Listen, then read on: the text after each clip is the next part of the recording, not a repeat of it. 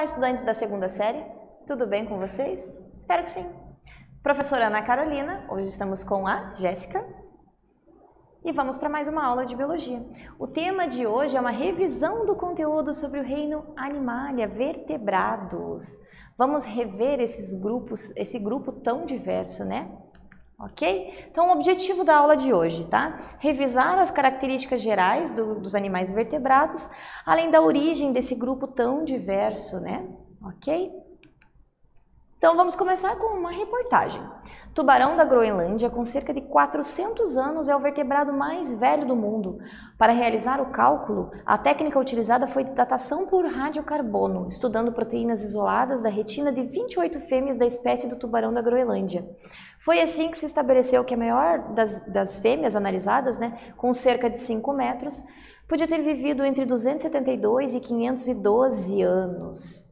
Então, é um dos animais que é mais velho, né? Entre os mamíferos terrestres, a gente tem um jabuti muito antigo também, que ainda é vivo, inclusive. E para descobrir, né, para saber a idade, né, fazer essa datação, é óbvio que não tem como ter uma certeza absoluta. É por isso que eles colocam ali entre 272 e 512 anos. É porque essa datação, né, por radiocarbono, eles verificam a queda desse carbono ao longo do tempo. Certo? Então não tem como ter uma datação perfeita, mas tem como ter uma base, né? Mas como será que esses animais, né, conseguem ser tão grandes? E aí que vem o questionamento, né? Você já aprendeu então sobre, né, os grupos dos invertebrados, os vertebrados. Saberia explicar então como que um animal consegue ser tão grande, viver por tanto tempo, né?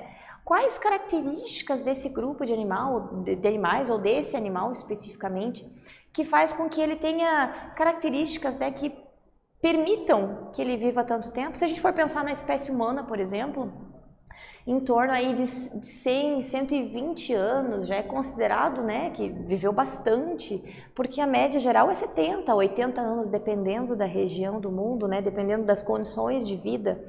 Tá? A gente tem espécies de árvores, né, que podem viver 500 anos, por exemplo, a embuia. Né? Mas quais são as características desses animais? O que permite que esses animais consigam viver tanto? Será que é tão diferente assim de outros grupos de animais? Se a gente pensar, por exemplo, em relação ao metabolismo, né, aquelas reações químicas, será que tem alguma coisa a ver? Bom, se pensarmos que o fato de conseguir manter a temperatura constante pode ser uma vantagem, realmente pode ser uma vantagem mesmo. Vamos falar então sobre essas características todas dos animais, né, dos vertebrados, os grupos especificamente, ok? Então, a primeira característica do grupo dos vertebrados é o fato, né, de ter o crânio, né? São craniatas. É um grupo bastante diverso. Tá? Então, é um grupo que é altamente bem sucedido porque se deu bem em todas as regiões do planeta. Tem uma alta riqueza taxonômica, então você tem vários grupos diferentes de animais que são craniatos, né? Que são craniados, que têm a estrutura do crânio, tá? E tem uma alta diversidade morfológica e ecológica, ou seja, consegue viver em diferentes tipos de ambientes, ok? Então, entre os craniatos, a gente tem aqueles que são mandibulados e aqueles que não têm a mandíbula, né? Que não conseguem fazer aquele movimento de abrir e fechar a boca, né? E morder com força, por exemplo. Né? Os não mandibulados seriam os agnatas, né? Como está mostrando ali a lampreia, tem a feiticeira também, que daí não tem a mandíbula, tá? E os mandibulados, que são, né, todos os outros grupos de animais, né, de craniados, que daí vão ter essa capacidade, né, de abrir e de fechar a boca, tá? Aqui tem um exemplo do atum, mas nós somos um exemplo de mandibulados, ok? Então, o primeiro grupo de craniados, né, de vertebrados, que, né, se desenvolveu e que é o grupo mais simples considerado, né, quando a gente pensa nas características gerais, são os peixes, né? Então eles vão ter essa presença da mandíbula, eles têm nadadeiras que permitem, né, se locomover na água, né? Eles não conseguem manter a temperatura constante, então você não vai encontrar peixe em todas as águas, né? Tem determinadas espécies que conseguem sobreviver em águas mais frias, mas não são todas que sobrevivem ali. Mas eles se deram muito bem na água, se desenvolveram muito bem, tanto em água doce quanto salgada. Dentro do grupo dos peixes, a gente tem uma classificação, né, que são aqueles peixes ósseos e aqueles que não são ósseos, né, que são cartilaginosos. Então, os condrictes, né, eles são aqueles que têm o esqueleto feito de cartilagem, não tem bexiga natatória, tá? A bexiga natatória que iria permitir, por exemplo, a flutuabilidade. Então, no caso dos tubarões, por exemplo, eles têm um óleo no fígado que vai, né, controlar essa possibilidade, né, de flutuar ou de afundar. Não tem o opérculo, que é aquela abertura lateral, né, do lado aqui, por onde, né, sai a água, né, depois que ela entrou, onde ficam as brânquias, tá? Então, tubarões e arraias estão nesse grupo. Já no grupo dos osteíctes, são os peixes ósseos, tá? Todos os outros peixes estão nesse grupo aqui, né? Eles vão ter a bexiga natatória. Essa bexiga natatória ela vai permitir a flutuabilidade, então é como se fosse um balãozinho de ar mesmo que tem dentro do corpo do peixe, tá? E daí ele vai ter esse opérculo que é a abertura no rosto, então ele controla, ele abre e fecha a boca para a entrada da água, é pela água que ele vai tirar o oxigênio que vai passar ali pelas brânquias e o excesso de água vai sair aqui pela abertura do opérculo. Ok? E esse oxigênio vai para a circulação sanguínea e ele vai conseguir respirar desta forma. O peixe não consegue respirar no ambiente externo da água porque ele precisa retirar esse oxigênio da água, ok? O próximo grupo, né, a gente vai ter o grupo dos anfíbios, que entre os grupos dos vertebrados seria considerado o segundo, né, aquele que é um pouquinho mais especializado do que o grupo dos peixes, por exemplo, que são aqueles que têm duas vidas. Metade da vida eles passam na água, metade no solo, né? Ou seja, eles dependem ainda da água em um determinado momento, que é durante a reprodução e durante a infância, digamos assim, certo? Os anfíbios, eles têm o esqueleto apendicular, isso quer dizer que ele tem braços, né, patas, né, dianteiras e traseiras, em algum estágio da vida, então não é em todos os estágios, só lembrar do girino, né? Não tem aquele corpo hidrodinâmico específico, né, para natação como os peixes têm, tá?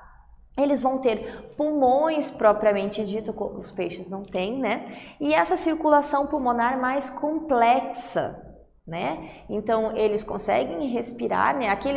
Os girinos, por exemplo, que ficam na água, eles vão ter as brânquias como os peixes, tá? Então, eles vão retirar o oxigênio da água.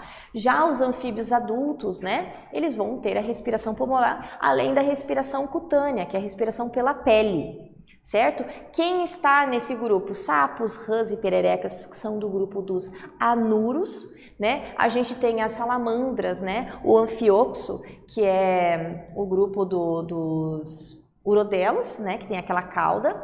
E a gente tem a cecília, que ela parece uma cobra, né? Mas ela não é uma cobra, ela não é uma minhoca, ela parece, né? Que ela não tem patas, tá? Que são os ápodes. Então aqui a gente tem a gimnofiona, né, que é o ápode, a urodela e a anura, ok? Então vamos para a primeira atividade. Peixes e anfíbios são grupos que diferem por terem nichos ecológicos um tanto diferentes. Porém, os anfíbios ainda utilizam a água para se reproduzir. Se os peixes são um grupo tão bem sucedido, bastante diverso e que conseguiu dominar tanto a água doce quanto salgada, por qual motivo surgiram animais com patas e que vão para o solo, como os anfíbios, por exemplo? Né? Qual é o sentido disso? Se estavam se dando tão bem na água, por que motivo? Né? O que será que fez com que esses animais, que pressão evolutiva que teve, que fez com que esses animais fossem para o solo? Pensa um pouquinho e eu já volto com a resposta.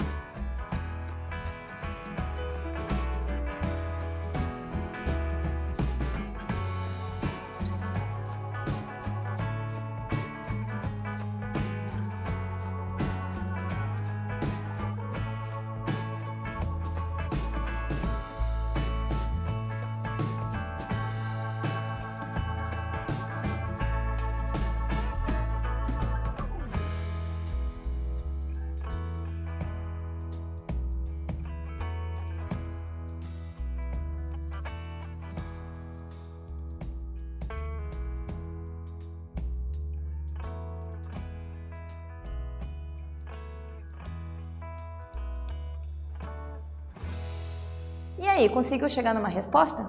Antes de eu te dar essa resposta, eu vou consertar um slide anterior. Eu falei que do grupo dos anfíbios, né, a gente tem o anfioxo. Anfioxo não é do grupo dos anfíbios, né? É o axolote ou axolote, né? Aquele que algumas pessoas gostam de ter em casa, né? Que ele é bem bonitinho, tem aquelas guelas aqui que enfeitam o rosto, né, do animal, certo? Bom, então assim, vamos para a questão, né? Se os peixes estavam tão bem na água, o que fez com que esses animais, né, surgissem os anfíbios, esses animais que precisam ir para o solo?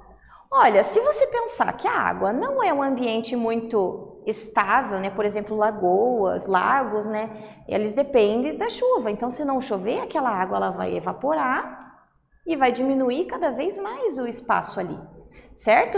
Então essa pressão evolutiva, né, lagos e lagoas, eles podem sofrer, né, com a falta da água. E o que aconteceu, né? Alguns animais que já tinham, né, a presença das patas, por exemplo, que já tinham essa capacidade de retirar, de respirar o oxigênio do ar sem precisar necessariamente da água, né, com pulmões já, né, prontos para essa possibilidade, eles acabaram dominando o solo, né? Não dominaram total os anfíbios, porque eles ainda dependem da água para se reproduzir, certo? Então foi por conta disso, né? É essa pressão que acontece, por exemplo, em lagos, lagoas, quando acontece aqueles períodos longos de escassez de água, né? Diminui o espaço ali, os peixes eles vão competir pelo oxigênio, pelo alimento, por tudo, né? Então aquele que conseguir ir para o solo vai se dar bem. Certo? Então, muito provavelmente foi daí que vieram, né, as linhagens aí de anfíbios que a gente conhece hoje, tá? Bom, a gente falou então dos anfíbios, que eles dependem da água para reprodução. Eles botam ovos, como os peixes, né? Ovinhos que não tem uma casca protegendo, né? Então, esse ovo, ele fica na água, ele só vai ter aquela membraninha que vai, né, separar, né, o restante da água do embriãozinho, certo? Então, é tranquilo, não precisa de muita proteção, né? E a gente chama esse tipo de ovo, né, de não amniota, tá? Porque ele não tem aquele âmnio, né, de fato, né, que vai proteger, que vai simular o ambiente aquático. Animais que estão somente no solo, eles vão depender quando ele está se desenvolvendo, né, dessa simulação de um ambiente aquático, para que eles possam se reproduzir longe da água. Né? E qual foi o grupo, será, que conseguiu pela primeira vez fazer isso, né? Aqui eu coloquei que os amniotas, um exemplo, o ovo de tartaruga. Então as tartarugas, os répteis em geral, são o primeiro grupo que de fato conseguiu dominar o solo, porque produz o ovo que tem a casca. Essa casca, ela vai carregar dentro dela o âmnio, o córeo, o alantoide, né, que são aqueles anexos embrionários que vão simular um ambiente aquático. Então, olha só, não há mais necessidade deles estarem na água para se reproduzir. Isso é uma vantagem evolutiva. Tá? Então, dentro dos não amniotas, a gente tem os peixes e os anfíbios, né? Os embriões, eles são protegidos por essa membrana, tá? Que é produzida direto pelo trato reprodutivo da fêmea. E os amniotas, né, tem esse conjunto de membranas associadas, né? Então, a gente vai ter ali o âmnio, que protege o feto, né? O córeo, que vai envolver todo ele, o alantoide, onde vai ficar ali as excretas, né, do animalzinho conforme ele vai se desenvolvendo. Ele se alimenta, obviamente, com as reservas que tem ali dentro, e ele vai eliminar excretas. Essas excretas vão ser armazenadas ali no alantoide, tá? Então essa é a estrutura por dentro de um ovo. Por exemplo, ovo de tartaruga, ovo de ave, certo? Tá? Então os répteis, como eu falei, foi o primeiro grupo, de fato, né, a dominar o solo por conta dessa presença do ovo com casca, com os 3 anexos embrionários, tá?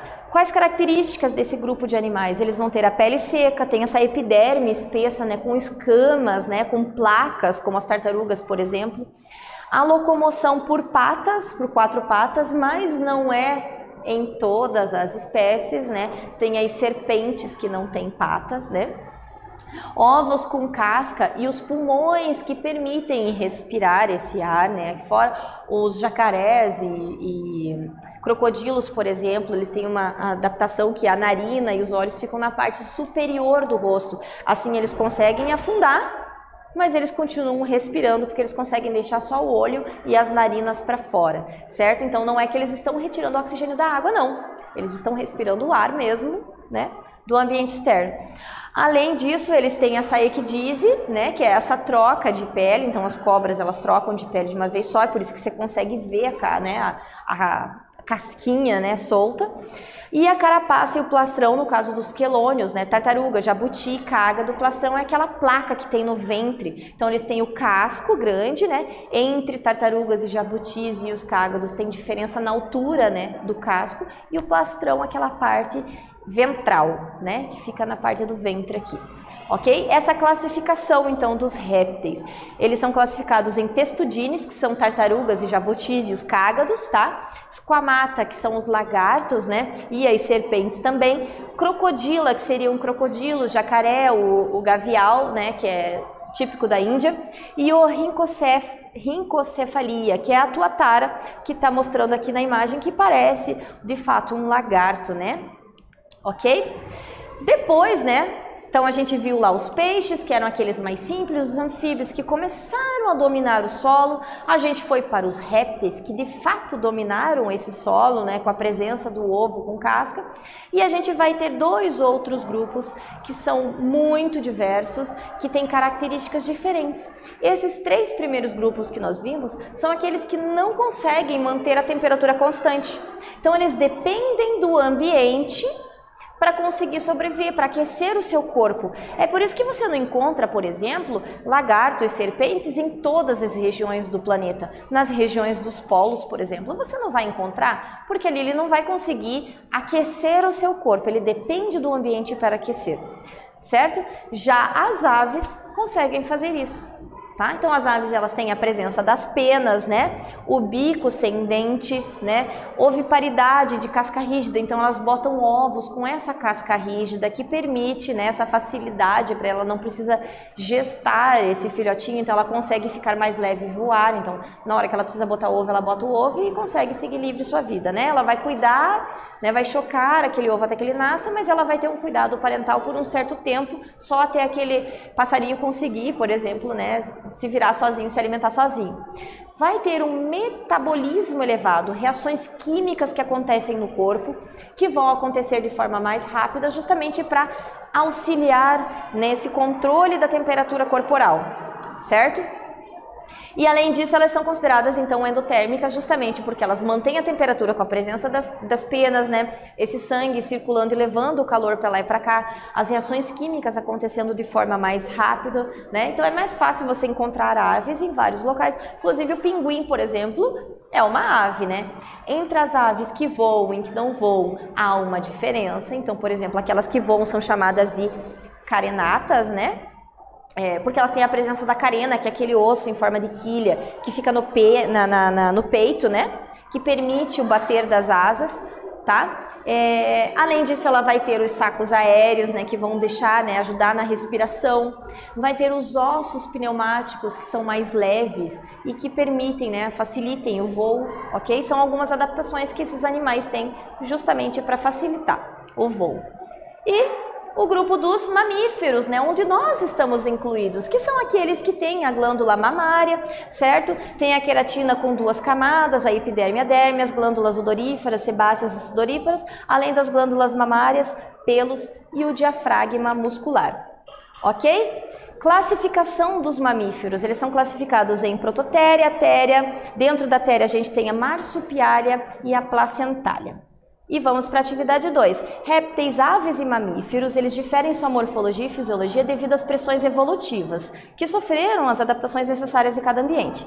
No entanto, em áreas remotas e frias, como os polos, praticamente encontramos poucas espécies de aves. Por que os répteis não são encontrados nesses locais? Pensa um pouquinho e a gente já volta com a resposta.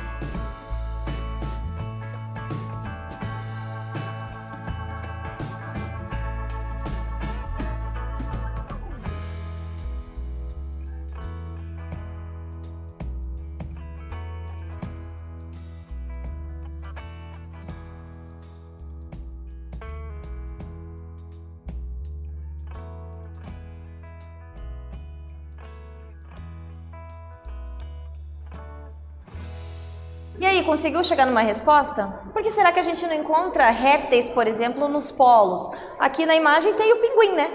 Pinguim a gente encontra. Mas por que será, né? Na verdade, os répteis, né, como os anfíbios, os peixes, eles não conseguem manter a temperatura constante. Eles são ectotérmicos, tá? Isso quer dizer que eles não conseguem manter essa temperatura do corpo de forma constante, eles precisam do ambiente estar quente para eles se aquecerem, certo? Senão não é possível, eles acabam morrendo, eles não sobrevivem nessas regiões, ok? Então, ó, nessa aula de hoje, né, a gente revisou a origem dos vertebrados, relembramos as características gerais de cada grupo desses vertebrados, ok? Espero que você tenha gostado e até breve!